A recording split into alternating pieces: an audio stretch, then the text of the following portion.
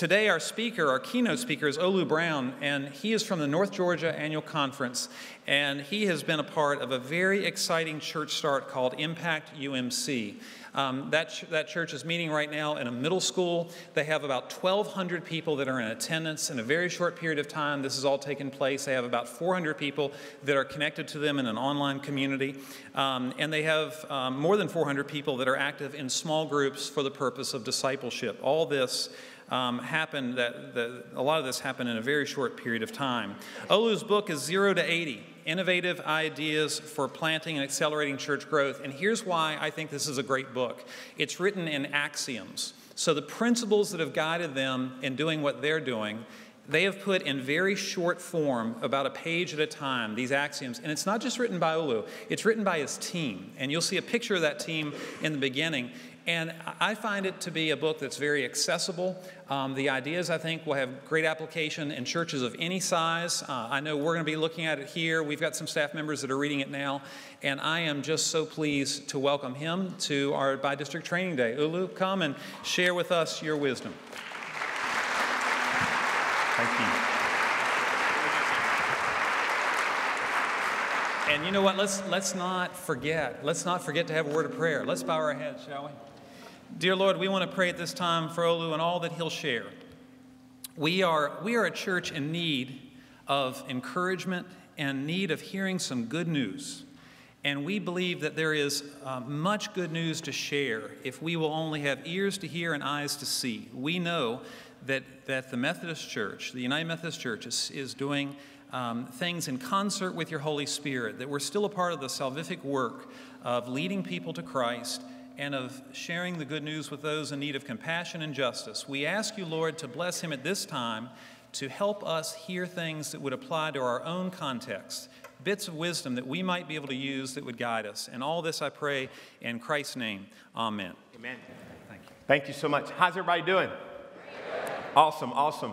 It is an awesome pleasure to be able to be here with you today. I'm not by myself. Andre Borns, who is back with us, he will be doing an awesome workshop, 2 workshops related to social media, technology, and all of that great stuff. You're going to hear wonderful workshops today, and some of the things that I'm going to talk about are paradigm shifts, overarching paradigm shifts that I'm seeing happen in the local church and in the denominational level, not only for the UMC, but literally across the universal church, not only here in the U.S., but across the world. And I think if we can be engaged with these, we will be okay and be able to be a part of the new movement and the new tidal wave of blessings that God is ushering in. I'm so grateful for Herb and all of his hospitality and for these wonderful 2 districts that are here today, Alexandria and Arlington. Thank you so much. And Tom, thank you so much for this wonderful opportunity. And to the wonderful folks here at Flores, would you give them a hand clap of praise?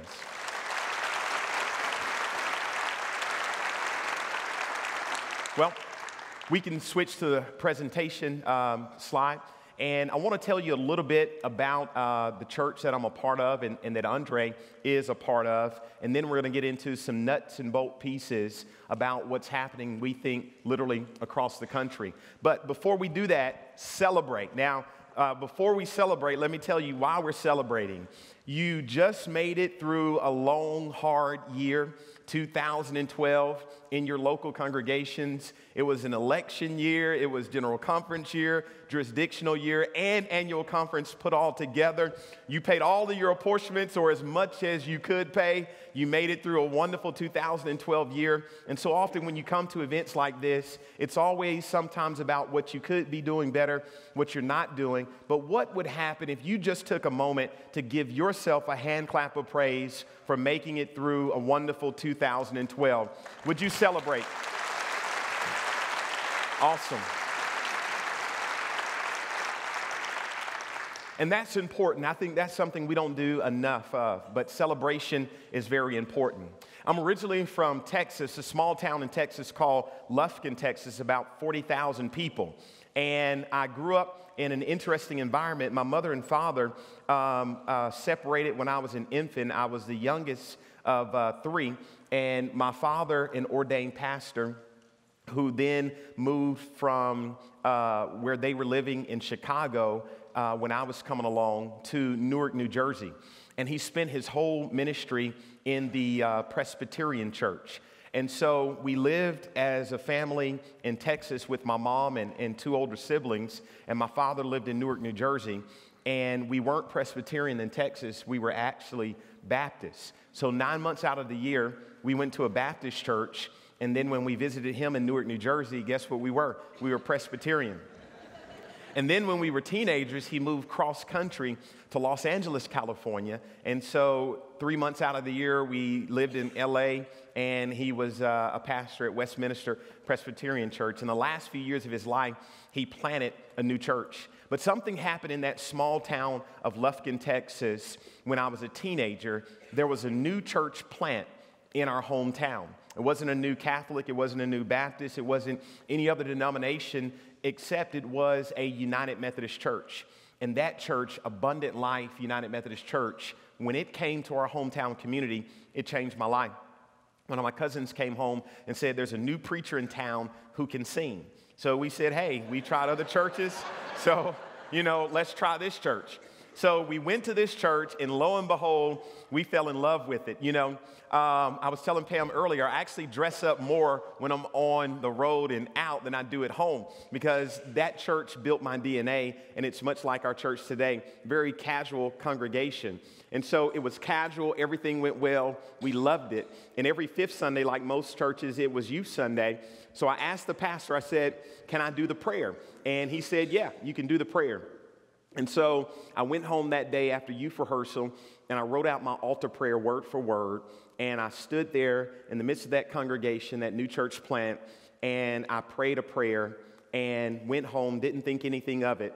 A little bit later, as we were doing our Sunday afternoon ritual, eating, watching TV, chilling out, a car drives up in our driveway, and it's the pastor. And he says, hey, come take a ride with me. I want to talk with you. And on that ride, he gives me an opportunity of a lifetime. As a young 13, 14-year-old student, not at the Board of Ordained Ministry level, no bishop has laid hands on me, no DS has taken me through the candidacy process, no mentor, no SPRC, none of that stuff. But as a 13 or 14-year-old kid, that pastor saw something in me, and he gave me an opportunity, and that was to assist him on Sunday morning. And the rest is history. And so I stand here today as a young individual who was nurtured into the United Methodist Church because of a new church plant, accepted my call to ministry because of a United Methodist congregation, and now am helping to plant new United Methodist churches. And so I understand here in the Virginia Annual Conference there are new church plants. Any new church planters who are here, would you please stand up? Please stand up. Any new church planters or those who are part of a new church plant? Awesome. Awesome. Let's give them a hand clap of praise. Awesome. Thank you so much. Thank you for the work that you do, not only for our new churches, but also our existing churches. You have no idea of the young people and older adults that you're impressing, and their lives will never be the same again. And so from our journey, I come to Atlanta, Georgia, go to seminary, work at a large United Methodist church for several years, but God puts it on my heart to plant a new church, and hence we plant Impact Church. And in the midst of planning that church, we said, we've got to put this story on paper. We got to talk about it. And this is where the book comes from, 0 to 80. Christy Latana, who is here, really take her workshop. You got a lot of wonderful workshop leaders, and Christy's going to be here. She's a part of the Baltimore Washington Conference, and you'll see her name there at the bottom of the book as a contributor. Just a wonderful individual who we love so much. And so the book came into being because we said we've got to talk about this journey, because what we're learning is there's really not much difference between a new church and an existing church. The principles of church health, the principles of church governance, the principles of policy, the principles of growth are the same for a new church as well as an existing church. There are just opportunities where existing churches get in trouble because they forget what they did when they first started. Some of you have churches where if you go to the fellowship hall, there are all of these pictures on the bottom layer and of a level of that church. And these pictures look old-timey because there are churches in Atlanta, the people may have on overalls and they may have a horse and buggy or some kind of thing out in that picture and we laugh at them, but what we forget is they started that church because of a passion. And the way to get back to your DNA, the way to get back to your growth, if you're an existing church, is you got to go back to those old pictures and find out why in the world did these folks risk everything to start this church to begin with. It's the same with relationships. You know, my wife and I are about to celebrate our 10th year of marriage, and I know there are those who have been married much longer. Please tell me how you do it, because I want to stay in this race as long as I can. But, you know, if things start getting weird, guess what I need to do? I go back to doing what I did to help her fall in love with me. It's the same thing with church growth. If things start getting weird, you go back to hospitality, you go back to missions, you go back to passion, and then you will see the health of the church continue to go forward. And so what is the vision of Impact Church? It is a multicultural gathering of people who are committed to sharing the love of Christ with the world. That is the mission. That is the vision. If I were to ask you to stand and tell the vision, or you can also use mission of your church, I wonder how many people could do it. If you have to go to a document that has dust on it, then it's an outdated vision. If you can't say that vision in one sentence, it's too long. Your vision of your local church, no matter how young or how old it is, should be a one-sentence deal that you can roll out of your mouth. And not only should the pastor know it, not only should the pastors know it, not only should your lay leaders know it, not only should your council know it, but guess what? The person who's sitting on your pew or the person who's sitting somewhere running a ministry, helping out with a committee, guess what? They should be able to say and know the vision. A multicultural gathering of people who are committed to sharing the love of Christ with the world. So this is what it looks like for us on Sunday morning. We're in a middle school in the midst of downtown Atlanta, a little offshoot community. Tomorrow, the Seattle Seahawks and the Atlanta Falcons are going to be playing. And guess what? We're about 5 minutes from that game. So we're in that urban sector of Atlanta. And we worship in a middle school. Pray for us, because in October of this year, we are moving out of the middle school and we are moving into our own building. Hallelujah. Praise God.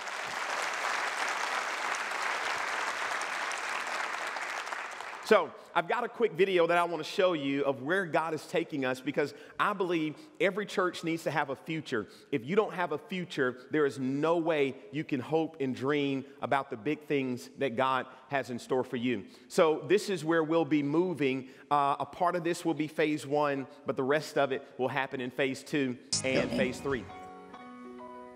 When we think of Impact Church, it is more than just a building. It's a place where lives can be changed. The opportunities are boundless. Can you imagine a space with adequate parking to accommodate all of our guests? And an open entrance with the information kiosk to answer the many questions that pop up each Sunday? And what about a cafe that will be a gathering place for connection groups during the week and a place for friends to meet up on Sundays? And this space also would have areas dedicated to families and children, starting with a secure registration station and including a stage for Next G's worship environment. For the teens and tweens, we could have a game room for weekends and after-school group sessions to keep our youth engaged. The opportunities are endless. And can you imagine an auditorium space that would house our weekly Sunday worship experience, but would also be flexible enough to be converted into a multi-use space for banquets, wedding receptions, and more? A space that could easily convert from an auditorium to an outdoor amphitheater for concerts and non-traditional worship experiences. The windows of opportunity are open to us right now, reminding us that Impact Church is definitely more than just a building. And so that is where God is taking us in our local church. But the design of Impact is not just to build a building, but it is to build people and to help build community. We're in an urban sector, and I know there are people who are here who may be suburbs, who may be rural, who may be urban, but the diversity is there. But this is what we realize, that God is growing ministries wherever you happen to be. And so we are no longer living in a time where geography can limit the power of God. And really, it never should have limited the power of God. I think if there is anybody who ever limits the power of God, it's sitting in your seat. And so that's what this conversation is about. That's what this day is about. Yes, to celebrate last year, but also to look forward and see what God is doing this year. Here's a scripture focus that we're going to look at. It says, "Now unto God who is able to do what? Exceeding abundantly above all that we can ask or think. Guess where that comes from? The Bible. Ephesians chapter 3, verse 20.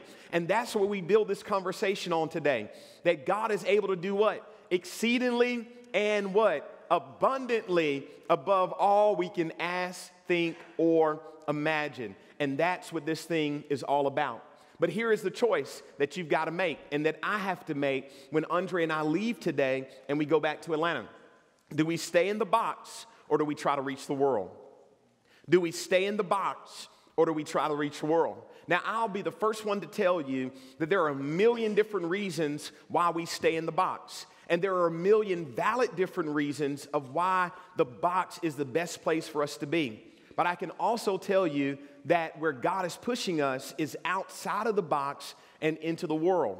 Now, here's where it becomes difficult. It's one thing for the church to say that we're going to get out of the box, but it's a whole nother thing for every layer of that church to say we're going to get out of the box. For the Sunday school and Christian education departments to say, all right, this year we're out of the box. For youth group to say, okay, we're out of the box. For small groups to say, okay, this year we're out of the box. For younger adults, older adults, for young people, all of those groups to say, look, this year we're out of the box. Because it becomes all of our responsibility to lead our ministries, our committees, our areas in a way that helps us reach the world and move out of the box. You know, some of you can complain and you can say, Bishop Cho, you sent us the wrong pastor. We can no longer use that excuse anymore. And then there are some pastors who can complain to the bishop and say, Bishop Cho, you sent me to the wrong church. We can no longer say that anymore because we all have the responsibility, not just the pastor, not just the leaders, but everybody at that church or in that local community has a responsibility of growing the ministry and moving the ministry out of the box. But here it is. It's your choice. It's my choice. It's our choice. And so we're going to talk about a few concepts that I believe are paradigm shifts in this 21st century ministry.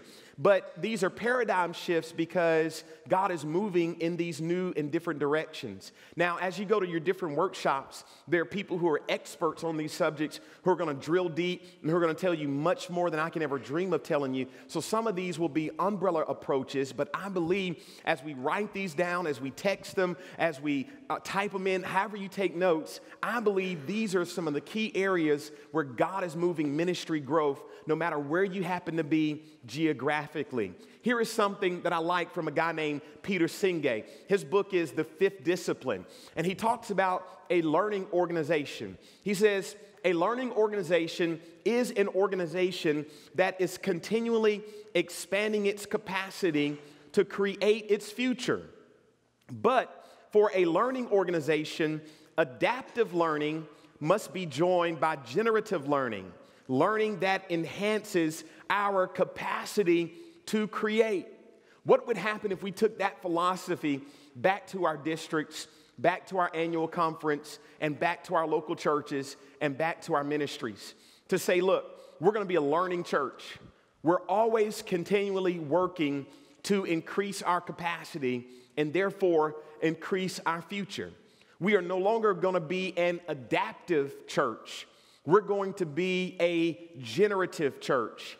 Now, to compare this to a corporate structure, an adaptive company is a company that has a suggestion box and it waits on the person who is using their services to write an email or to write it in ink and paper and place it in that suggestion box. They take it out of that suggestion box. They send it through 4 or 5 different teams of people, and after 2 or 3 years, they decide to do the suggestion that the customer asked for 2 years ago.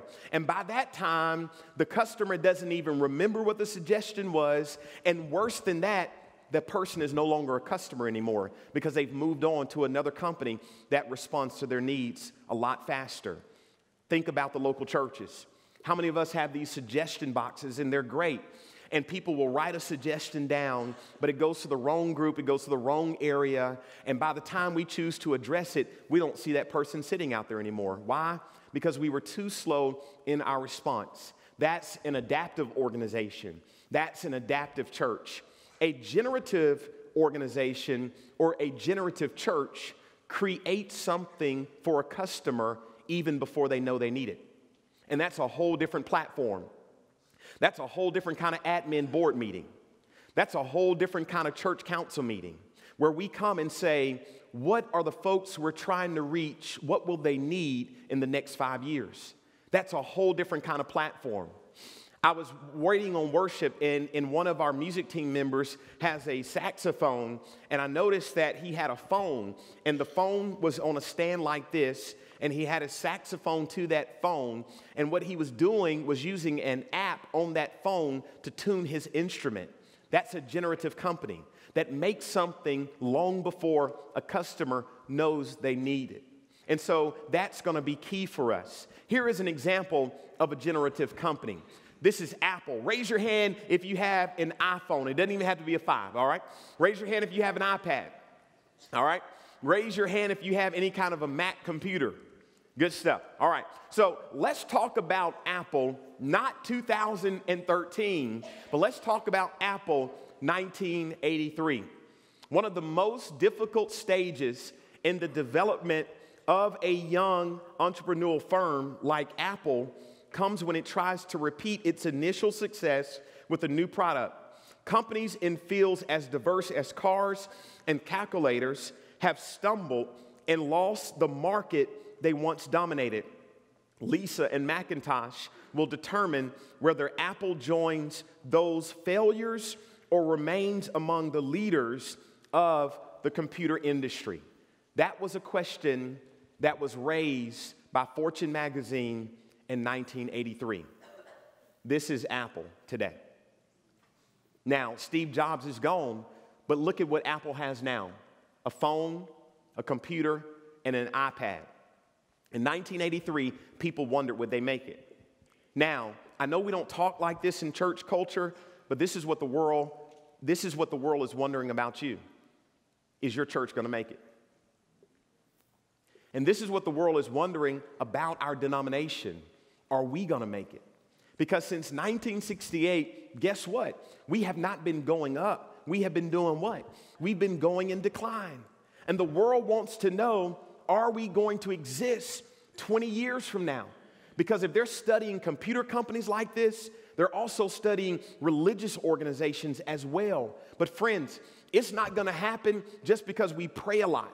It's not going to happen just because we build wonderful buildings. It's not going to happen just because we have wonderful leaders and wonderful lay people. It doesn't happen just because. It happens because we design it. It happens because we push for it. It happens because we come to things like this on this weekend. And there are a ton of other things that you could be doing, but you're going to take this stuff back and you're going to push it through with your leaders and you're going to push it through with your congregation. And you're going to say, look, the reason this is important is because we may not be here 20 years from now.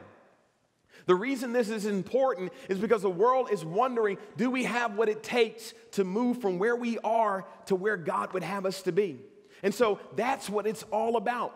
And the choice is up to us. So let's talk more specifically about some of these key areas that are important to the life of the United Methodist Church, but not only the United Methodist Church, but to the life of the church as a whole. Here's the first principle and first concept, and I hope you take this down. It's membership versus relationship. Say that with me. Membership.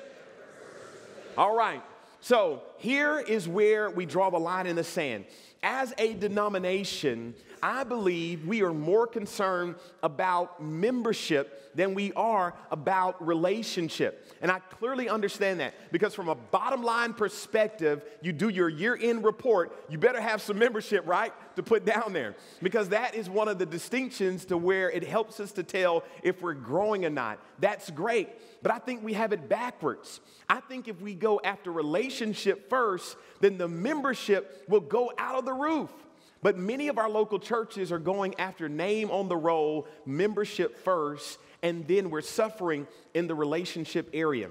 But I believe if we're going to be a part of this new paradigm shift in this new century, we've got to be more focused on relationship as opposed to membership. And so what does it look like? It looks like the ministry that you're already doing in your local churches. If I were to ask you, tell me the name of the school principal or all of the names of the schools that are less than 5 miles from your local congregation. A good majority of you would be able to stand up and say, this is the name of the principal, these are the names of the teachers. You could do that. That's relationship building.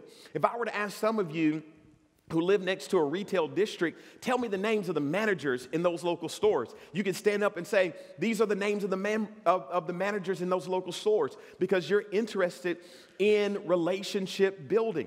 If I could ask you, tell me the name of your local politicians, you could do that because you're interested in relationship building. What's interesting about generations of people who are living today is they are concerned about building a relationship with you first. And if you do that well, then membership is just a formality. I reach people all the time who come up and say, hey, you're my pastor. But if we go back and look at the role, they're not on there. Why? Because we're in relationship first. And then when we take them to the next level, which is membership, that's just a formality. But if I started out with membership, come take this class 101, sit here for 6 weeks, sign up, and then you can have coffee with me and we'll learn how to be better Christians in the by and by, then by that time they're gone.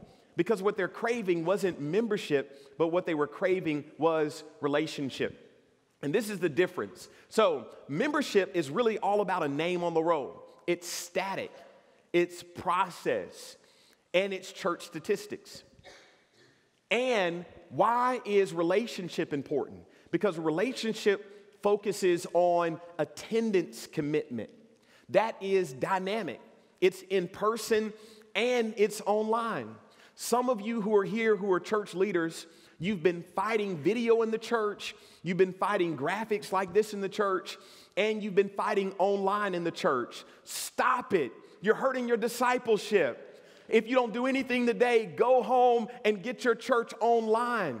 I was talking to a young guy who was in Atlanta earlier this week who said he was working in Scotland, and he said our online ministry helped him get through that work assignment. That's discipleship. You would never imagine the people you would reach if you move outside of your walls and pump what you're doing literally to the World Wide Web. And then finally, relationship also builds church health. And that's key. So first, we're looking at membership versus relationship. Another big piece is hospitality, but not any kind of hospitality, extreme hospitality. Say that with me. Extreme hospitality. Now, I know this stuff doesn't make sense because some are saying, oh, Lou, I get that, I do that. But what is different about this? This is what's different about extreme hospitality. All people are welcome, all people are worthy, and all people have a place. All people are welcome, all people are worthy, and all people have a place. Now, it's one thing for you to know that, but it's another thing for your scout leader to know that. It's one thing for you to know that, but it's another thing for your choir director to know that. It's one thing for you to know that, but it's another thing for your usher team leader to know that. It's one thing for you to know it, but it's a whole nother thing for your SPRC or your trustee for them to know it. Because when they were elected and approved as a trustee and they read the discipline word for word, they were told to protect and serve by any means necessary. And you live across the street, or your church is across the street from some wonderful residential apartments, and there is a vast number of young kids and teenagers who from 3 o'clock after school lets out to 6 o'clock are home by themselves because their parents are working, and they've got a wonderful 3-hour gap. And lo and behold, your church has this beautiful gymnasium that is awesome and that is wonderful. But your trustees were taught to protect and serve at any cost. And you begin having these wonderful conversations about opening up your gymnasium that hadn't been open in the last month to some kids who live across the street and you can be in ministry to them, but then the finance team comes in and they start crunching the numbers of what it's going to cost to replace a basketball rim or two, what it's going to cost to put new paint on the wall when some kid flings a ball against the wall, and you look at the bottom line and your bottom line begins to drive the ministry, and before you know it, you don't have a missions anymore because you allowed the bottom line to drive the vision that God had given you. And so now those kids go on and you've got a wonderful opportunity for them and they can't access it. But if you began the meeting with this, all are welcome, all are worthy, all have a place, the numbers that come out on that Excel spreadsheet won't matter as much because the ministry will matter more than the bottom line. And so that's what extreme hospitality is all about. I didn't realize it, but as a pastor in our church, how important it is for everybody in our church to understand that we practice extreme hospitality. You know, we had a situation not too long ago to where we were offering our small groups. And it's interesting now because as people sign up for small groups, you may have two last names. And we noticed these two last names were both women. And so when we made calls to this family to say, hey, are you coming to the small group? And you're not sure because there are two names of women. You raise a question, is this person your daughter? Are you the mom? And they say, no, that's my wife. And because that small group leader doesn't understand extreme hospitality, a damage occurs. And that person no longer feels welcome. Now, you may disapprove of homosexuality or you may not. That's secondary to hospitality. Because if we literally believe that all people have a place, then that means when you start doing small groups, can same-sex couples come? That means when you build beautiful buildings and you have baptism experiences and two fathers want to have a child baptized, will you baptize that child? That means when you start youth group and there's this family that comes and that family doesn't look like a traditional family, is that kid going to be welcome? See, it's one thing to say extreme hospitality from the pulpit. It's one thing to say it from your leadership team. But when it comes to each and every one of us, some of us can block God's grace far more quickly than any pastor, any district superintendent, or any church leader ever can. And so when we talk about extreme hospitality, does the whole church know it? And do we practice it together? Because at the end of the day, if we follow the Great Commission, what is the Great Commission? Go ye for, therefore, that's King James, into what? Some of the world? Virginia? All of the world. And then here's what a seminary professor told us. If you believe in the Great Commission, and if the Great Commission works, then guess what happens? The whole world shows up. Is your church ready for the world really showing up? Or is the Great Commission just lip service and you want certain people to show up? Because if you really preach it and you teach it, then guess what happens? The whole world is going to show up. And they want to know, do you really mean the Great Commission? Or did you just mean it for a certain net worth of people? Did you just really mean it for a certain type of educated people? Did you just mean it for a certain ethnicity? Did you just mean it for a certain type of family? They want to know, if I show up, will you accept me? Which leads us to this, the Ritz-Carlton principle. We meet people where they are. That's what hospitality is all about. It's about customer service. Even if I disagree with your lifestyle, I'll never have an opportunity to minister to you about a lifestyle or about a choice if I don't welcome you first. Because people don't care about how much you know until they know how much you care. And sometimes our ministries are set up to push people out first, and then we want to disciple them second. No, we've got to welcome people first, and then we disciple them. But if our ministries never allow people to come in, we never have an opportunity to talk to them about Jesus Christ. But everybody in the ministry has to be committed to hospitality, meeting people where they are and discipling them to where they need to be. How many of you love Golden Corral? Any Golden Corral lovers? Any? All right. Awesome. I love Golden Corral because Golden Corral is an awesome place. My wife doesn't like it. I can only go to Golden Corral when I'm eating by myself. But Golden Corral has what I call the scout concept. All right, so imagine a high school Friday night football game. 2 or 3 busloads of kids. They stop at a Golden Corral parking lot, and everybody can get off the bus, just the coach or the manager. They go inside, and they work some marvelous deal with the manager of Golden Corral. One of 2 things will happen. They will come out, get back on the bus, and keep going to another restaurant. Or they will come out, they will wave to the bus, and a whole busload of folks will get off, and they will go in there and have ice cream and buffet, and they'll have a wonderful opportunity. Many of our churches are not seeing the busload, we're seeing the scout. Many of your ministries are not seeing the busload, you're meeting the scout. And if you do right by the scout, they'll come back out and wave the buses to come. Here's how I know. Here's an email I received from a guy. Pastor Olu, I'm so glad my wife and I decided to visit Impact this past Sunday. We've been looking for the type of atmosphere Impact has for quite some time.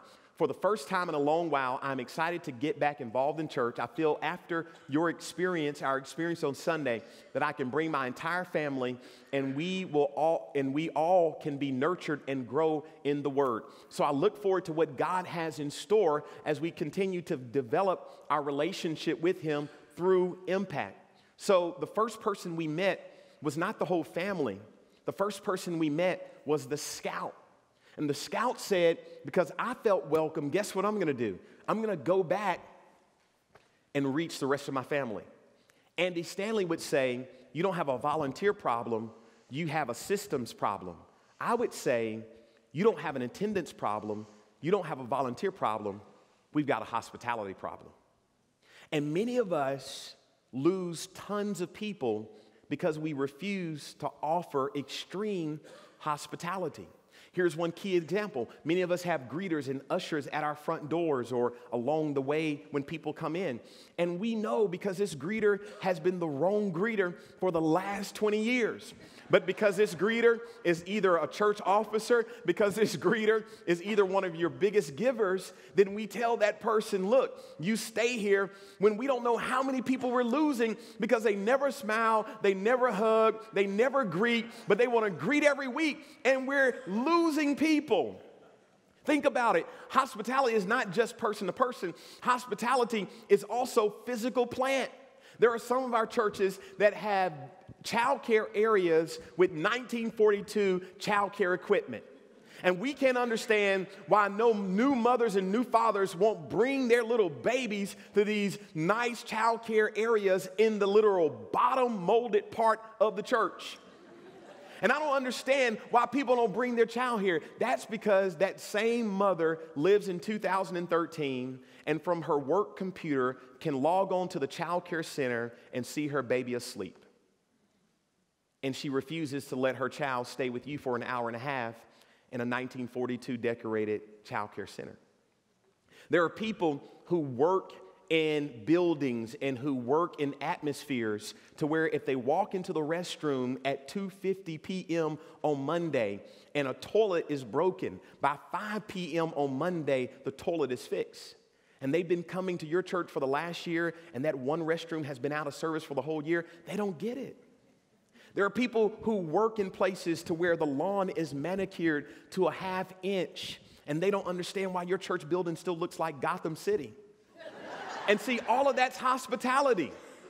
So here you are, you got a couple of greeters who are at the door, and they decide they want to talk a little bit more about the playoff NFL football game, and it's rainy and it's cloudy like this, and they miss a lady who drives in, and she has a set of twins, and they miss her because they're talking about football. And she's lugging with this hand, and she's lugging with that hand, and they got umbrellas sitting around them, but they're talking about who's going to win the football game, and all of a sudden she gets halfway to your front door, and she says, I quit. I can go home and watch Joel Osteen. And she packs up the kids and she goes off. And the pastor and the choir think that they missed that woman because they had a bad sermon or a bad song. No, you missed them because you failed to offer hospitality in the parking lot. So hospitality is not just about people and relationships. Hospitality is also about physical plant, bricks and mortar, systems. You've got a wonderful volunteer who loves Jesus, but they're just terrible in following up with people. So you poured your heart out about a new volunteer opportunity, and you said, we want everybody to sign up, and you saw everybody sign up, but that person took that sign-up list, put it in their briefcase, their pocketbook, and here comes next Sunday, and guess where it still is? You don't have a volunteer problem. You've got a problem called somebody didn't make a call to say, hey, we saw you signed up. And so a week goes by, and the pastor or the leader says, hey, I thought you signed up for this new ministry. And they say, I did sign up for the new ministry, but nobody called me. And that was your one shot, and they're never going to sign up again. And you've lost that opportunity. Competition, let's talk about that. So we live in a world, and we live in a society where people don't think the church is facing competition anymore. But if there is any organization that is facing competition like anything, it is the local church. Here are some of the things that you're competing with on Sunday morning, Wednesday night, Saturday. These are all of the things that you're competing with. And if we don't realize that we're involved in competition, then we're going to lose out. Friends, you're not in competition against the Baptist church. You're in competition against Lowe's. You are not in competition against the Presbyterians. You're in competition against Home Depot.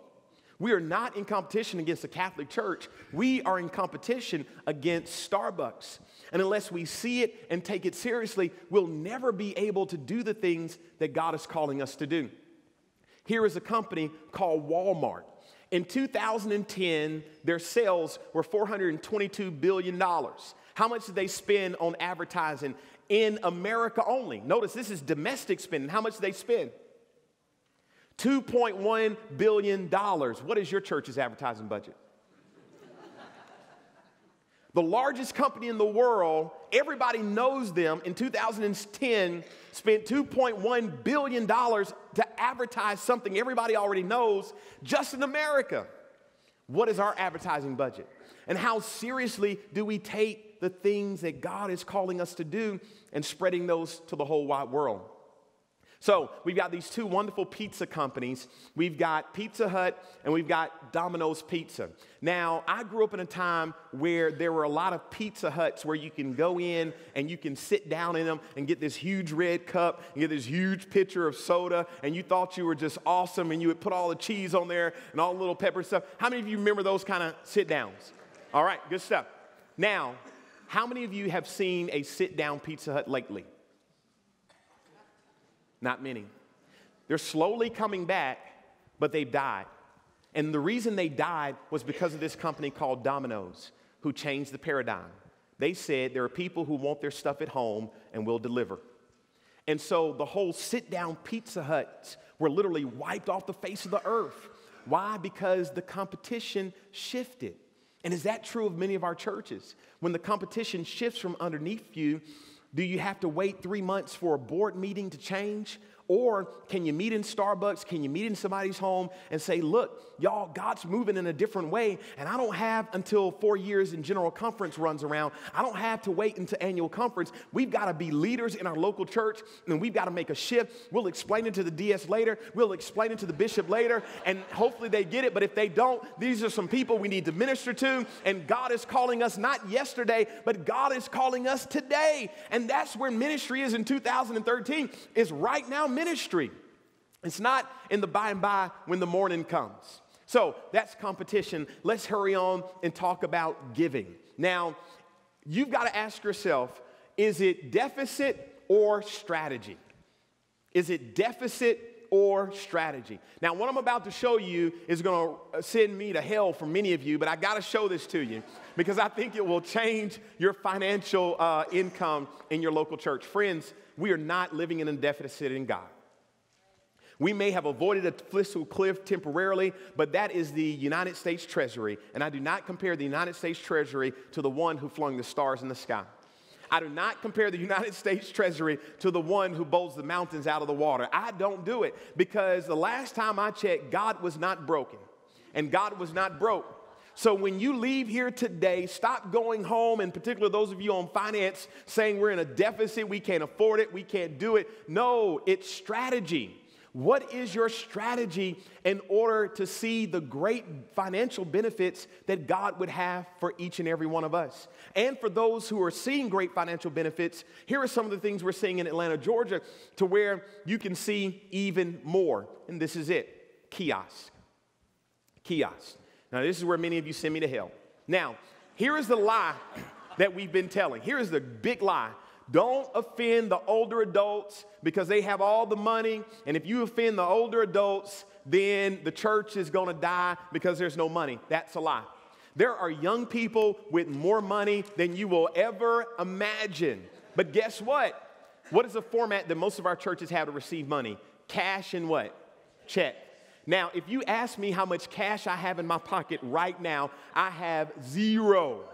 If you ask me the last time I wrote a check, I can't remember the last time. But if you go to my debit card, there'll be a little bit of money there. Not much. It'll be a little bit. So here's what's happening in our local churches. Our format is only cash and check. And so guess what generations have cash and check? Older adult generations or older generations. And there are tons of young people who come to your church either in-house or online who want to give, who want to participate, but they can't do it. So here's something that we've instituted in the life of our church. We've invested in these kiosks. Now there are some that are more prettier than this, but we set these kiosks up, and what it allows people to do is to use their debit card or their credit card, and they're able to give. Their debit card or their credit card, and they're able to give. So here are two quick theological things. Olu, are y'all going to put it in the front? Heck yes, we're going to put it in the front. We want that to be the first thing you see. Friends, they're putting ATM machines in parking lots now. No retail chain, no bank hides an ATM machine. So theologically, you can find it in the Bible. I don't know, I don't care, but we're not going to hide it. Here is the second thing. Well, Olu, what if somebody gives so much that they go in debt by giving to the church? Raise your hand if you've seen somebody in the last year go into debt by giving to the church. Now, I can raise your hand for Macy's. I can raise your hand for JCPenney's. I can raise your hand for a bunch of other credit cards, but you wouldn't raise your hand one time. If somebody gave us $10,000 on American Express, our finance person would call and say, are you sure that's what you meant to do? They'll say no, we'll reverse that, and we go on to glory. But we did get something. So what we've done is install these kiosks that allow people to give via debit and check. But not only that, online, we also have opportunity for people to give online. And what we've seen is a direct increase in financial giving. Because this is the way it works. On tomorrow at our church, there are going to be people who come to our church, and if the only system we had was cash or check, and we passed the offering buckets, and they had $5 worth of cash in their pocket, guess what they would give? $5. That same person would go less than 5 miles down the street to the Falcons-Seahawks game, and by the time they sit in the chair, they've already spent $100. Already. But what did they give to the church? So the issue wasn't that they didn't have it. The issue was that the church could not access it. So this is why these are important.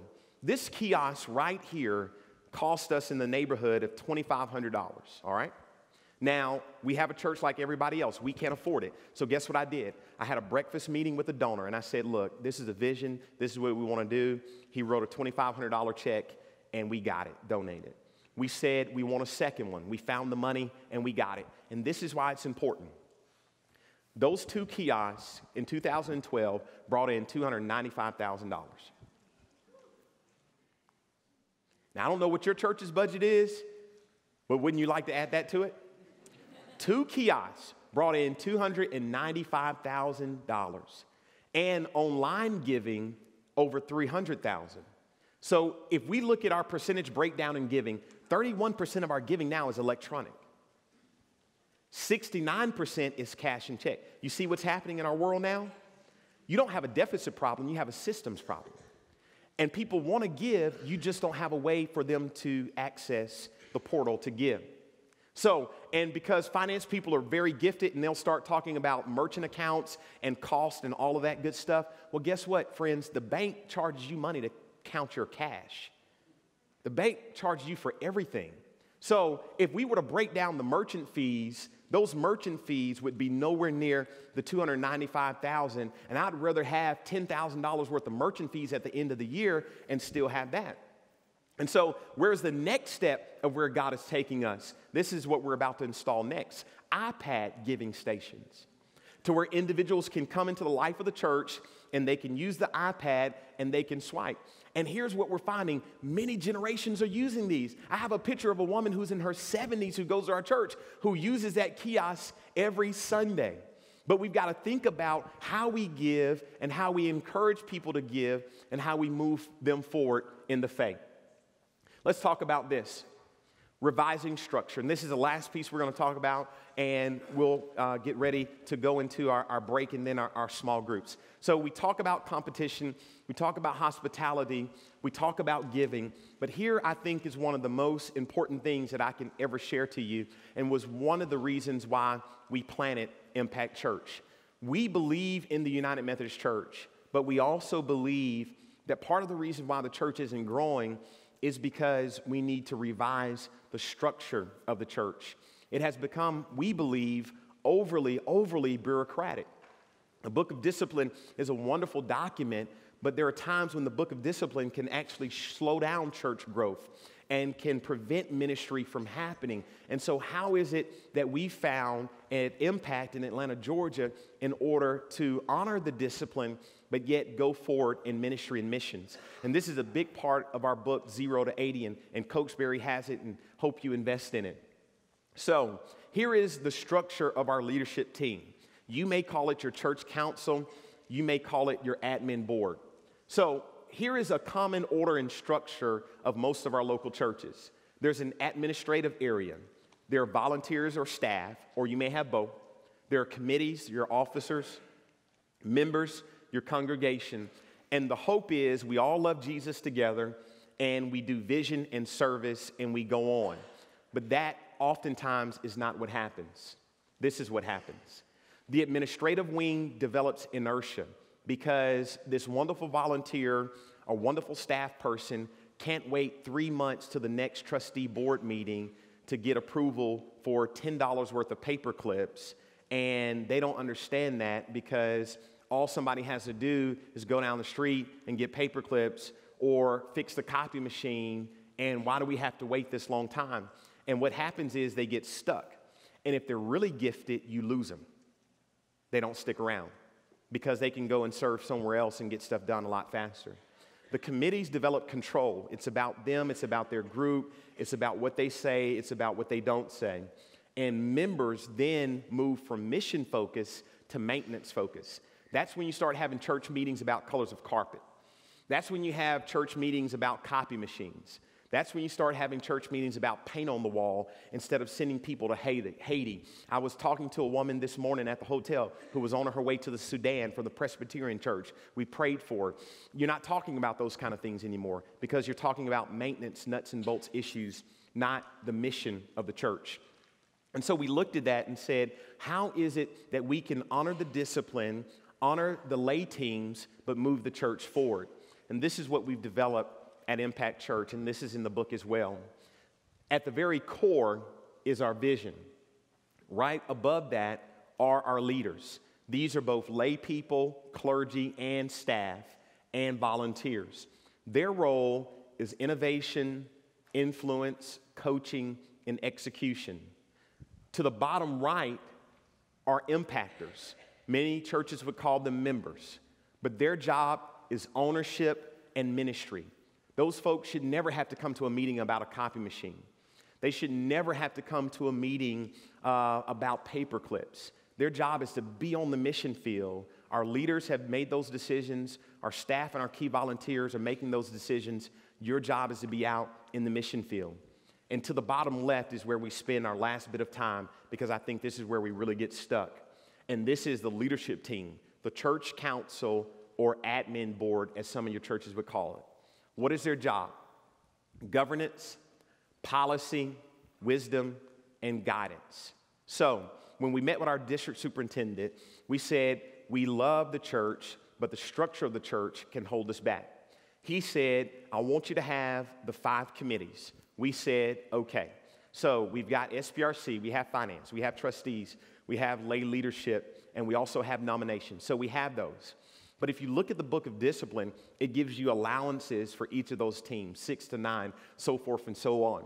And what we realize, part of what's holding back our structure is that many of us have too many people around our leadership tables. And so we said, okay, we'll have those 5 teams, but we'll only have 3 representatives on each of those teams. So we have 3 finance members, we have 3 SPRC members, we have 3 trustees. So 3 plus 5 is what? 15.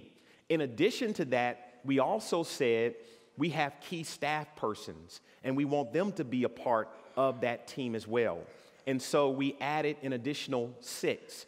So 15 plus 6 is what? 21. Now, from working with nonprofits, I think one of the mistakes that a lot of nonprofits make is that staff will have voice but no vote. And you have these wonderful board members who live around the world. The Friday before the Saturday meeting, you send them a stack of paper this tall, and you believe that on a 2-hour plane ride, they're going to read all of that information, and you give them so much authority, you give them so much power, and you sit them down in a room, and the staff who know the organization, who love the organization, are sitting on the back, and they've got voice but no vote, and you entrust the vote to people who hadn't read the material, don't necessarily care about the organization, may have given a big donation, so you put them on the team, and the very people who know about the organization don't have any vote at all. So all 21 of those individuals have both voice and vote. So that was the first year of that operating model. As we're in 2013, what we did with the lay side of that team, those 15 individuals, we've said only your lead person will be represented at the leadership team table. So only your lead finance person, only your lead trustee. So now we've gone from 21 people now to 11 people. And part of the journey is lowering the number of people who are around the table making decisions. What's the largest company in the world? It's Walmart. When you leave here today, Google Walmart's board. Walmart, the largest company in the world, has fewer board members than many of our local churches. Delta Airlines, I met with one of their board members recently who lives in Atlanta. Guess how many board members Delta Airlines has? 12. That's it.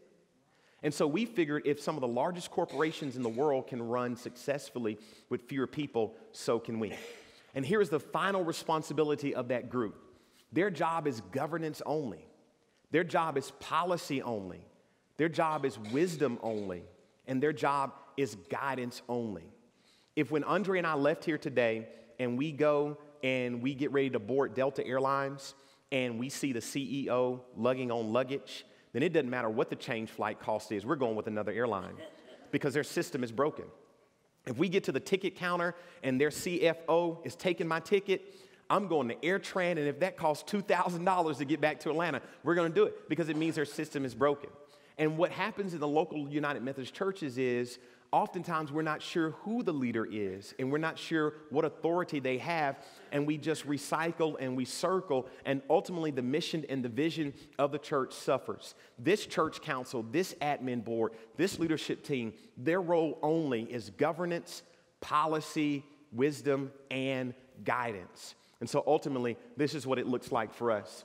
One person from SPRC, one person from nominations, one from trustees, one from lay leadership, and one from finance, along with our 6 executive staff team members. We come together and we form the leadership team level of the church, and we move the vision of the church and the maintenance of the church, and we ultimately release the people to do the missions of the church. So friends, the reason I ended with this, it doesn't matter what the competition is. It doesn't matter what your hospitality is. It doesn't matter what your marketing is. It doesn't matter any of those things we just talked about or some of the things that we'll talk about in our workshops. If you try to push this stuff through a very bureaucratic structure, it will never work. And so part of the hard work that each of you will have to do as you leave here, that we do in Atlanta, is revision, reimagine our local church structure. You're going to have to upset some people. You're going to have to let go some people. You're going to have to remove some people, but do it for the sake of the mission and the vision of the local church, to know that there are many more people out there who need to be in here than those who are already with you. And so that's what it's all about. And here's the last closing. fear-based ministry, or faith-based ministry. Here are some fear giants: status quo, geography, finances, structure, and bureaucracy. Martin Luther King said this: most people, churches I added, and Christians in particular, are thermometers that record or register the temperature of majority opinion, not thermostats that transform and regulate the temperature of society. Here's the decision you got to make. Will your local church be a thermometer or a thermostat? Will your local ministry be a thermometer or thermostat? Will your committee be a thermometer or a thermostat? And may I tell you, we've got too many thermometer churches. We have too many thermometer choirs. We have too many thermometer pastors. We have too many thermometer people in our denomination. We need some folks who will come into a cold room and make it hot. And we need some folks who will come into a hot room and make it cold. Are you a thermostat or a thermometer? And as you go through these small group exercises, that's what you got to ask yourself. And if you decide that you're a thermostat, whatever it takes, whatever you learn, you got to go back and drive it through. You got to pray it through. You got to work it through. You got to push it through, and you got to believe it through. Let's close with this prayer. It comes from Bruce Wilkerson's book, The Prayer of Jabez. Let's say this out loud. I am expected to attempt something large enough that failure is guaranteed unless God steps in. Let's say that one more time. I'm expected to attempt something large enough that failure is guaranteed unless God steps in. God bless you, and thank you for letting me share with you.